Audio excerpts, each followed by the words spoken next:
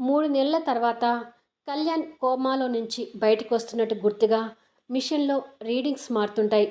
Kalyan fingers చిన్నగా move అవుతూ మైథిలిని బలాత్కారం చేయబోయిన దృశ్యాలు మెదడులో కదలాడుతుంటాయి. సిస్టర్ అప్పుడే లోపలికొచ్చి మిషన్‌లో రీడింగ్స్ మారటం, కళ్యాణ్ ఫింగర్స్‌ని చిన్నగా మూవ్ చేయడం కూడా చూసి ఆశ్చర్యపోతూ డాక్టర్ అంటూ పరిగెత్తుతూ వెళ్తుంది.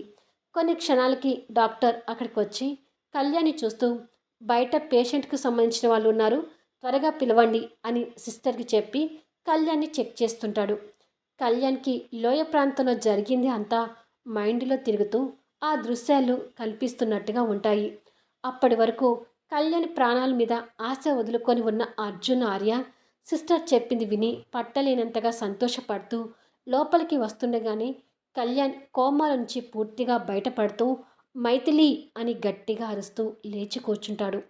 ఆ క్షణం వరకు సంతోషపడుతున్న అర్జున్, ఆర్య కళ్యాణ్ నోటి వెంట మైథిలి పిలుపు విని టెన్షన్ పడుతూ దగ్గరికొస్తారు. అసలు మైథిలికి ఏమైంది? మైథిలి గురించి అడగటం విని అర్జున్, ఆర్య ఎందుకు అంతలా టెన్షన్ పడుతున్నారు? కథలో అసలు ఏం జరుగుతుంది అనేది ఫుల్ వీడియోలో చూస్తూ ఉండండి. అలాగే ఈ ప్రోమో ఎలా ఉంది అనేది కామెంట్స్‌లో తెలియచేయండి. అలాగే లైక్స్ ఇచ్చి సపోర్ట్ చేయండి.